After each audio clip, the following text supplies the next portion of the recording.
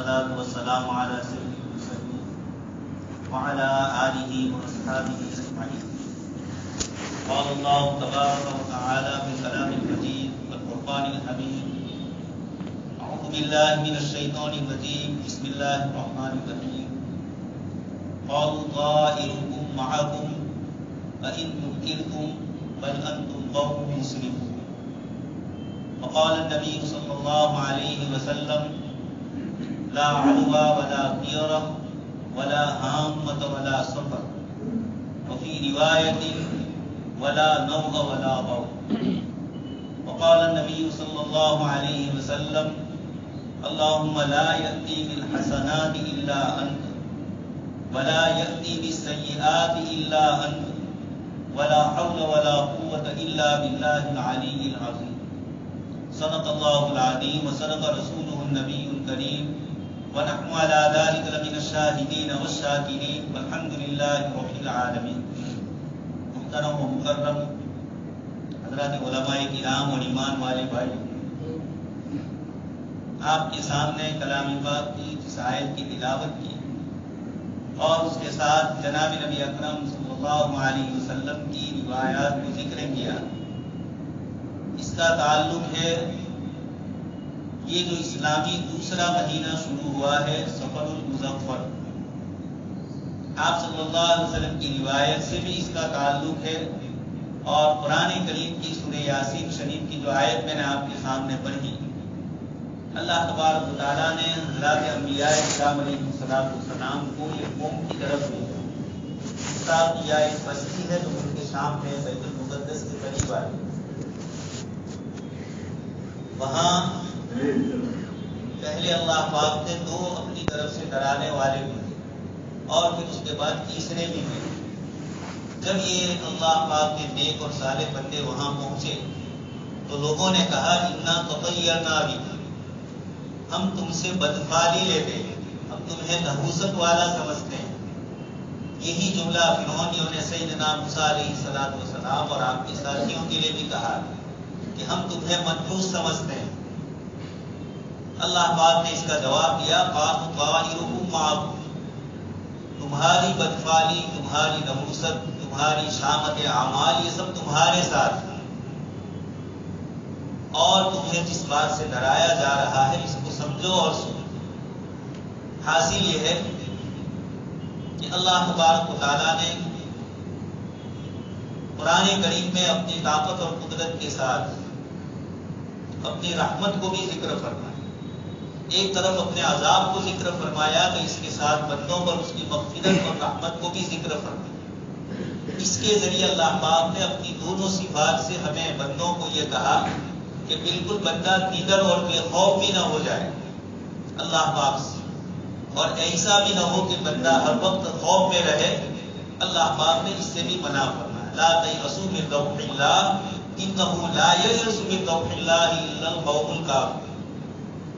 حضرت یعقوب علیہ السلام اپنے صاحبزادوں کو کہہ رہے ہیں کہ اللہ پاک کی رحمت سے مایوس نہ ہو جاؤ.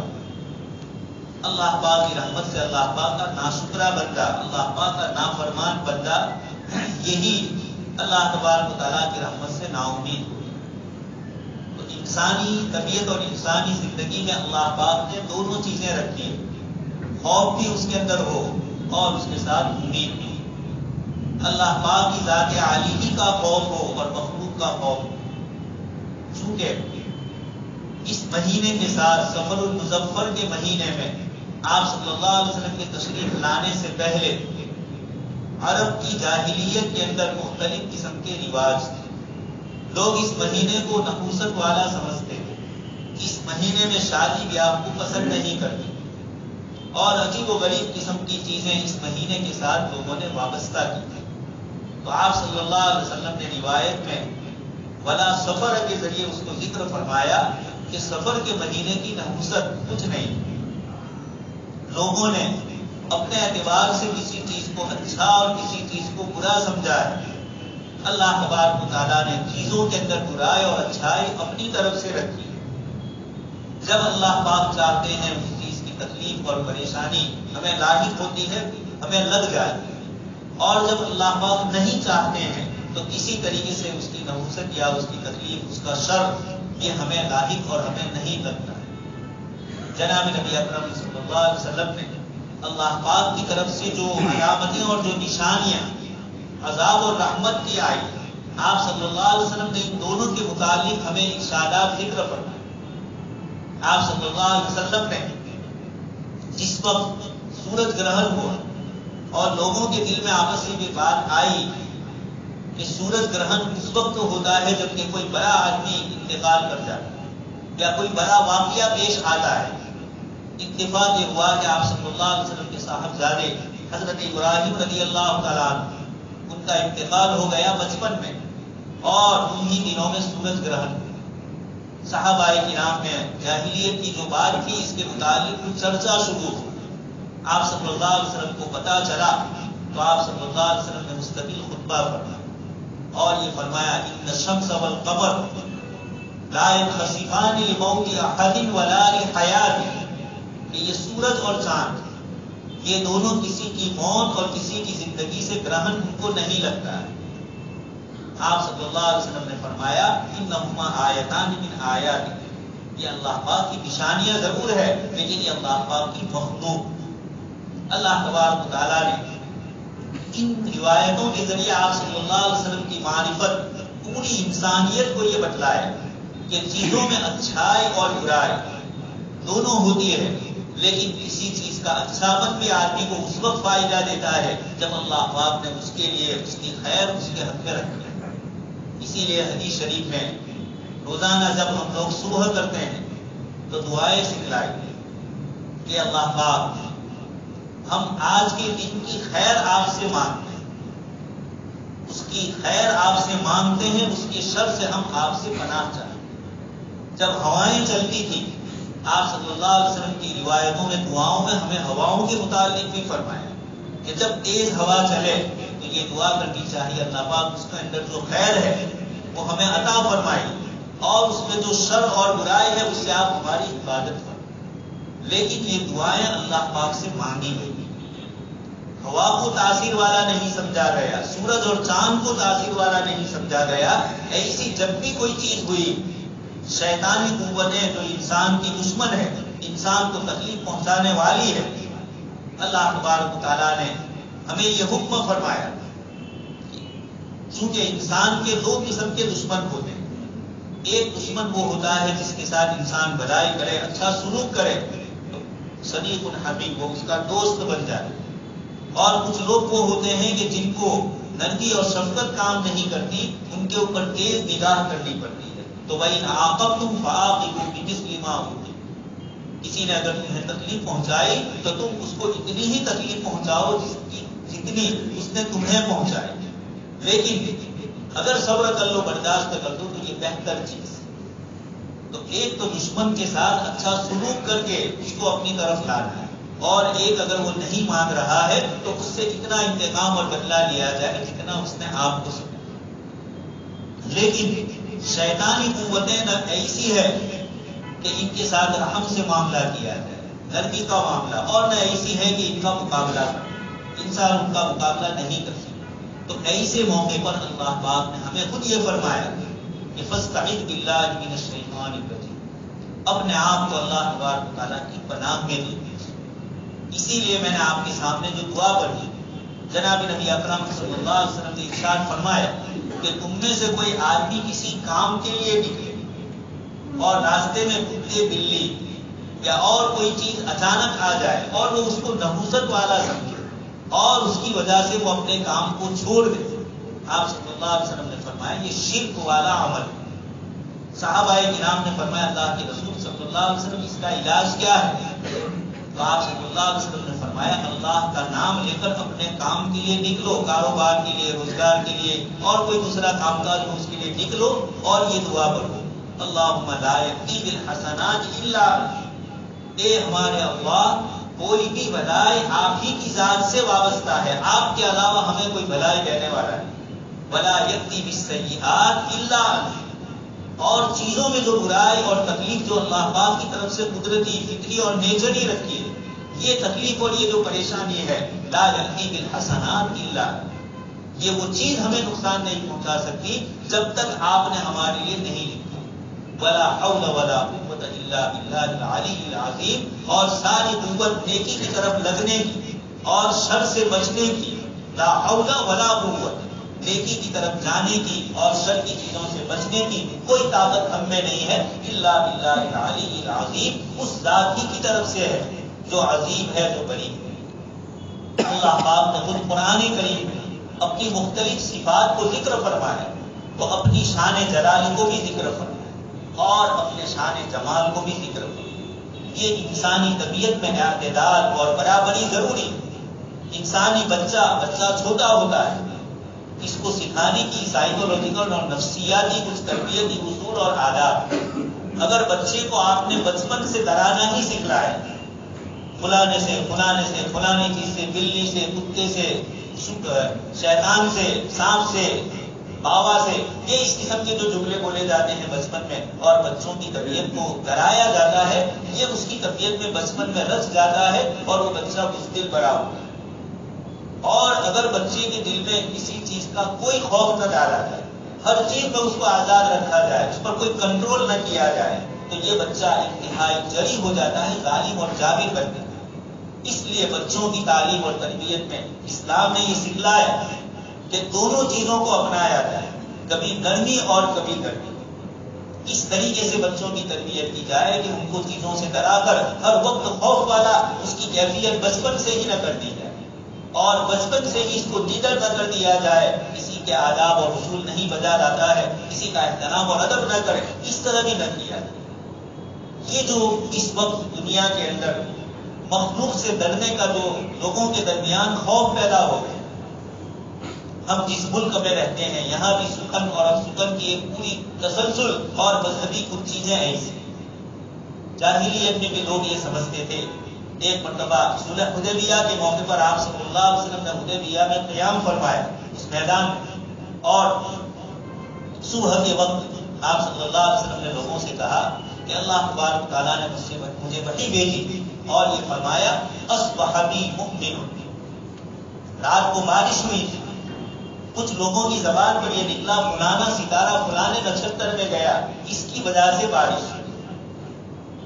ستاروں کا کھیل اور ستاروں کی بنیاد پر اپنے مستقبل کو، اپنے بھوشیہ کو جاننا اور اس کے اوپر خوابوں کی بنیاد پر اچانک گھبرا جانا اور اس طریقے کی چیزوں کو مؤثر سمجھنا.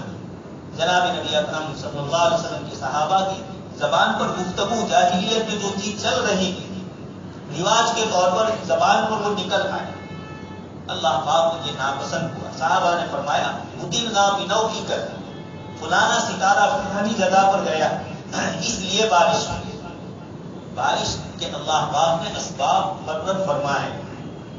رات دن ہم دیکھ رہے ہیں، یہ بھی اللہ پاک کی قدرت اور طاقت. اس لیے اگر سائنسداں یا ماہرین فلکیات اور ماہرین موسم کو جاننے والے، آبزرویٹری اور فلکیات والے، خبر شاستر والے، ہوامان وبھاگ والے اگر کوئی چیز کی خبر دیتے ہیں تو یہ علامات اور نشانیوں کی بنیاد پر، یہ علامتیں بھی اللہ پاک نے ہی پیدا فرمائی. اس لیے اگر ان کی علامت اللہ پاک کی طے کی ہوئی چیز کے مطابق ہوتی ہے تو ان کی آگاہیاں اور ان کی مستقبل کی خبریں صحیح ہوتی.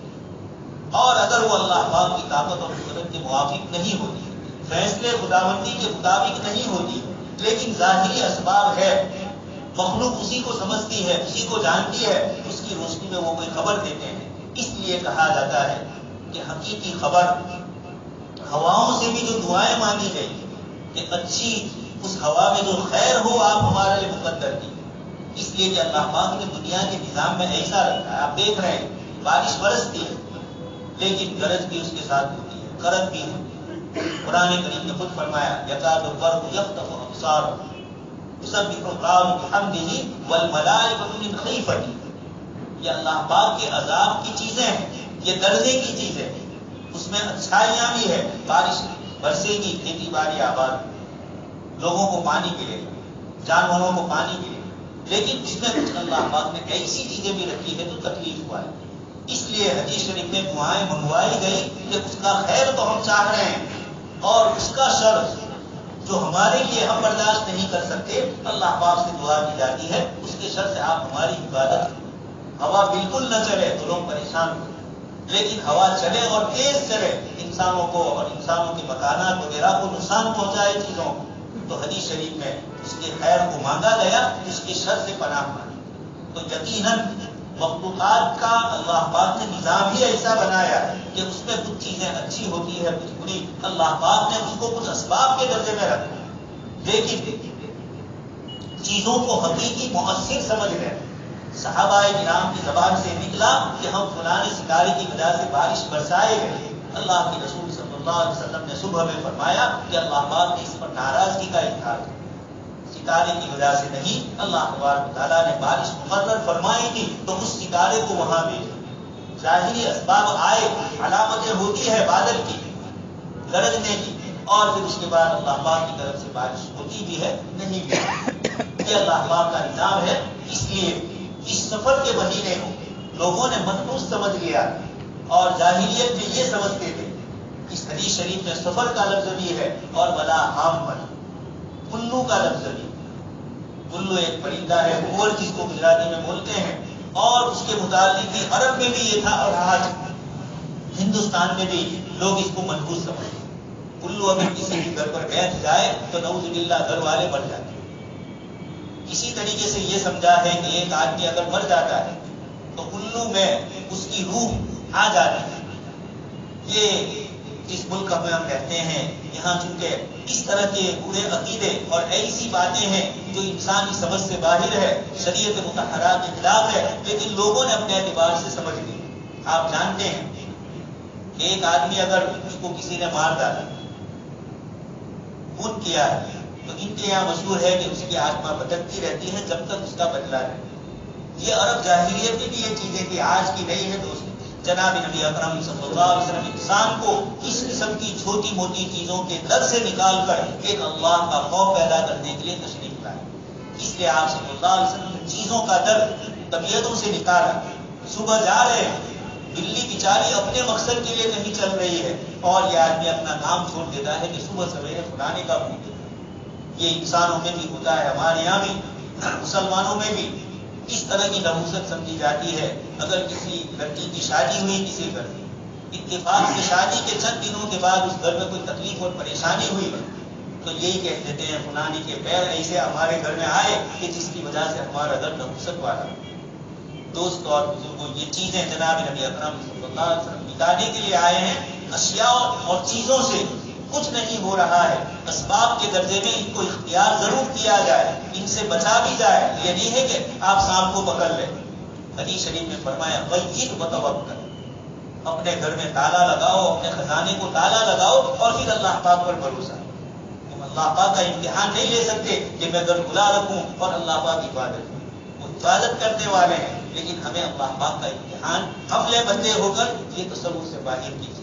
یہ جناب نبی اکرم صلی اللہ علیہ وسلم کی تعلیمات ہے۔ اس لیے اس مہینے کے ساتھ بھی ہم لوگ یہ چیزیں سمجھے۔ آپ صلی اللہ علیہ وسلم نے اسے منع فرمایا۔ اس روایت میں آپ صلی اللہ علیہ وسلم نے چند چیزیں فرمائی، اس میں سب سے پہلے فرمایا لا عدو، ایک کی بیماری دوسرے کو لگتی نہیں۔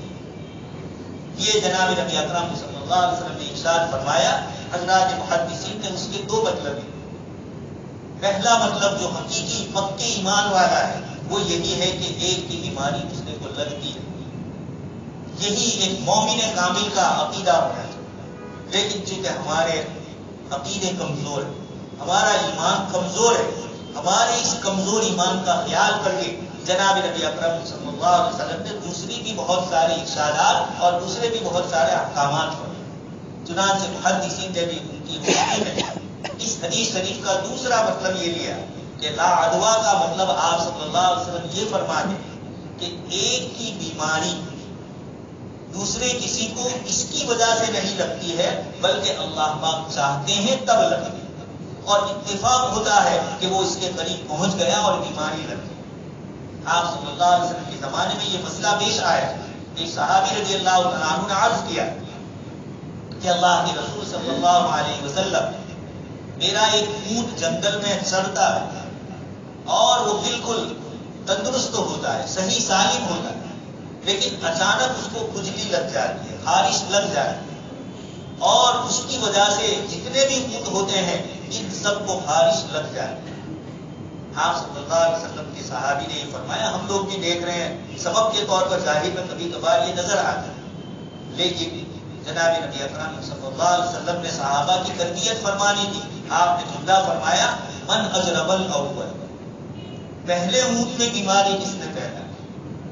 پہلے اونٹ میں خارش اور کھجلی کے جراثیم اور وائرس کہاں سے آئے؟ اس کے بعد والے میں تو اس کی وجہ سے کہہ رہے ہو، لیکن پہلے کو کس نے دی؟ یہ جناب نبی اکرم صلی اللہ علیہ وسلم ہمیں تلقین اور تبلیغ فرما رہے ہیں۔ اب اگر آج کی سائنس اور آج کا میڈیکل دنیا کے لوگ یہ کہتے ہیں کہ وائرس ایک جگہ سے دوسری جگہ جاتے ہیں، ہواؤں میں پھیلتے ہیں، کھانے پینے میں اور دوسری چیزوں میں ادھر سے ادھر ہوتے ہیں، اگر یہ کہہ رہے ہیں اس کی بھی شریعت کے خلاف نہیں ہے، ہم یہ کہیں گے کہ یہ اللہ پاکی کا نظام ہے، اللہ پاکی نے اس کو ادھر سے ادھر کیا ہے، لیکن جب وہ چاہیں گے تب کسی کو بیماری ہوگی اور جب نہیں چاہیں گے تو نہیں۔ شیخ سعدی رحمۃ اللہ علیہ نے اخلاق پر گلستہ اور گوستہ فارسی میں 2 کتابیں لکھی، اس میں آپ نے فرمایا کہ ہم نے بہت سی مرتبہ دیکھا کہ بیمار کی تیمارداری کرنے والا تو انتقال کر جاتا ہے اور بیمار اچھا ہو کر تندرست ہو جاتا ہے، وہی بیمار کی خبر نہیں کرتا ہے اور انتقال ہوتا ہے۔ اس لیے اگر آج کی سائنس کے حساب سے وائرس ہے بھی تو کہنا یہ ہے کہ اس کو یہاں سے وہاں پہنچانا جب تک اللہ پاک نہیں چاہتے ہیں نہیں ہوتا۔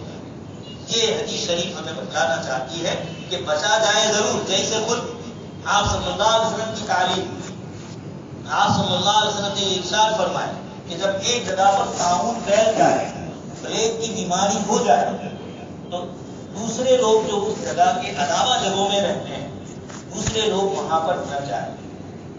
یہ اللہ کے رسول صلی اللہ علیہ وسلم نے ارشاد کیا، اور دوسرا ارشاد فرمایا وہاں والے باہر نہ نکلیں۔ یہ عجیب و غریب جملے آپ صلی اللہ علیہ وسلم نے فرمائے کہ جب طاعون اور پلیگ لگ گیا اب دوسرے وہاں جائیں گے، اور اتفاق سے ان کو اللہ پاک کی طرف سے مقدر تھا یہی بیماری کا ہونا، اور لگ جائے گی تو ایمان کمزور ہو جائے گا کہ اس کے پاس گیا گویا چیزوں کو، اسباب کو، بندوں کو مؤثر سمجھا، اس لیے اس سے بچانے کے لیے یہ بھی رحمت للعالمین اللہ کے رسول صلی اللہ علیہ وسلم کی شان رحیمی ہے کہ آپ نے ہمارے ایمان کی حفاظت کے لیے پہلے سے کہا کہ ایسی جگہوں پر اور ایسی چیزوں کو اختیار مت کرو جس کے بعد میں تمہارے دلوں میں شک اور شبہ پیدا ہو۔ اس لیے آپ صلی اللہ علیہ وسلم نے فرمایا کہ ایک جگہ طاعون پھیلا ہے تو وہاں نہ جاؤ، لیکن وہاں والوں کو آپ صلی اللہ علیہ وسلم نے فرمایا وہ وہاں سے باہر نہیں۔ دوستوں اور بزرگوں، یہ روایت 1400 سال سے آپ صلی اللہ علیہ وسلم نے فرمائی اور ہم لوگ سن رہے ہیں۔ گزشتہ چند سال پہلے سورت شہر میں پلیگ ہوا ہے، 1992 کے بعد فسادات ہوئے اور پھر پلیگ ہوا، اور ایک مخصوص علاقے اور لوگ نوجوان وہاں کے مرتے رہے، عموماً وہ دوسرے ہی حضرات۔ اتفاق سے اس فیملی کے کچھ لوگ پالن پور کے تھے، رہتے تھے سورت میں۔ انہوں نے پالن پور میں لکھا کہ ہم لوگ سورت سے پالن پور آ رہے ہیں۔ ان کے رشتے داروں نے کہا کہ نہیں یہاں مت آؤ، تم سورت سے آ رہے ہو، یہاں مشہور ہو چکا ہے کہ سورت میں پلیگ ہے، اس لیے تمہاری گاڑی کو بھی لوگ یہاں چھونا پسند نہیں کرتے۔ اور انہی دنوں میں یہ واقعہ پیش آیا کہ ایک صاحب سورت سے نکلے، راستے میں کسی بھی غیر مسلم نے ان کی گاڑی بگڑ گئی تھی، کسی گیرج والے نے ٹھیک نہیں کی کہ وائرس لے کر آئے، ایک مسلمان کے یہاں پہنچے، اس نے اس کو ٹھیک کیا، اخبار میں خود یہ مضمون آیا۔ تو اس کے بعد یہ ہوا کہ ان کو انہوں نے کہا کہ تم آ ہی رہو، نکل چکے ہو تو اب آگے چلے جاؤ، یہاں مت آؤ، یہاں لوگ پسند نہیں کرتے۔ اس موقع پر مجھے یاد آیا جناب نبی اکرم صلی اللہ علیہ وسلم نے جو فرمایا کہ وہ وہاں سے باہر جائیں گے تو لوگ ان کے ساتھ نحوست کا معاملہ کریں۔ یہ آپ صلی اللہ علیہ وسلم کی شان رحیمی وہاں والوں کے لیے بھی ہے، باہر والوں کے لیے۔ چنانچہ حضرت عمر بن الخطاب رضی اللہ تعالیٰ عنہ کا زمانہ ہے خلافت کا، اور حضرت عمر رضی اللہ تعالیٰ بیت المقدس کی طرف آ رہے ہیں۔ حضرت ابو عبیدہ ابن جراح رضی اللہ تعالیٰ عنہ اسلامی لشکر کے سپہ سالار، حضرت عمر رضی اللہ تعالیٰ عنہ اس بیت المقدس کے سفر کے موقع پر آ رہے ہیں، اور اس کے بعد دوسرے سفر میں بھی آپ گئے۔ ایک جگہ پر آپ پہنچے اور آپ کو پتا چلا کہ ملک شام کے اندر طاعون کی بیماری پھیلی۔ حضرت عمر رضی اللہ تعالیٰ عنہ وہاں آگے بڑھے، لشکر میں گئے اور مسلمانوں سے ملے، اور اب آگے جانا کہا کہ میں اپنے سفر میں کیا کروں؟ کسی کو جناب نبی اکرم صلی اللہ علیہ وسلم کی کوئی روایت معلوم ہے؟ صحابہ کرام اتفاق سے حضرت عبد الرحمن بن عوف رضی اللہ تعالیٰ وہاں موجود نہیں ہوئے۔ حضرت عمر رضی اللہ تعالیٰ عنہ نے لوگوں سے مشورہ کر کے یہ فیصلہ کیا کہ مجھے نکلنا ہے۔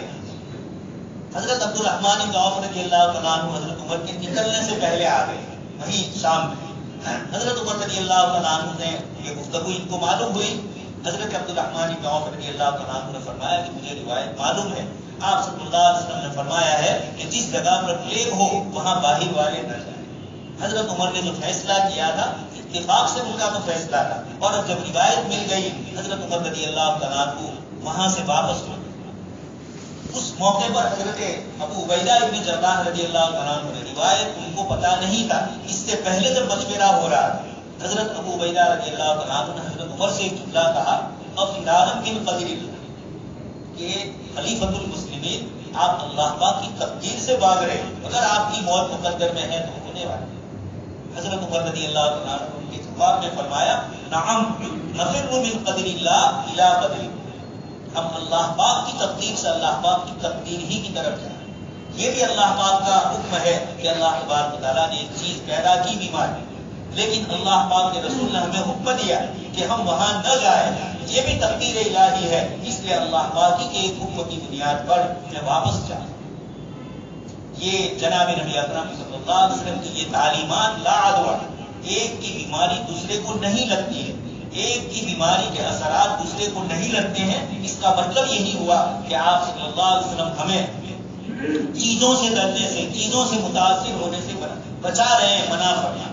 اللہ تبارک و تعالیٰ ہم سب کو اس قسم کی نحوستیں اور اپنے ایمان کی کمزوریوں سے اللہ پاک بچائے۔ انشاءاللہ آئندہ جمعہ کو اسی سلسلے میں روایت کے جو دوسرا جز ہے ولا حامت ولا سفر پر گفتگو ہوگی۔ اللہ تبارک و تعالیٰ ہم سب کو ایمان کامل نصیب فرمائے، مخلوق سے اور بندوں سے ڈرنے سے اللہ تبارک و تعالیٰ ہماری حفاظت فرمائے۔ دوست اور بزرگوں، ان روایتوں کی روشنی میں یہ بھی پتہ چلتا ہے کہ باہر کے حالات بھی اگر ناخوشگوار ہیں، ان کا کام ہے یخوفون۔ قرآن نے فرمایا کہ نافرمان بندے ایمان والوں کو ڈرا دیں۔ یہ جو اس وقت ہندوستان کی کیفیت ہے یخوفون، شیطان اور شیطانی قوتیں اللہ کے نیک اور صالح بندوں کو، ایمان والوں کو ڈراتے ہیں۔ یہ روایتیں ہمیں بتلاتی ہے کہ جب چیزوں سے کوئی تعصب نہیں ہے، بڑی بڑی مخلوق سے، آسمان اور سورج اور چاند سے ڈرنا نہیں ہے، تو ہمارے جیسے انسان سے کیا ہے؟ اللہ کی طاقت کے مقابلے کے اندر مخلوق کی طاقت کچھ نہیں ہے۔ اللہ پاک ان روایتوں کی روشنی میں ہمارے ایمان کو پختہ فرمائے۔ آمین۔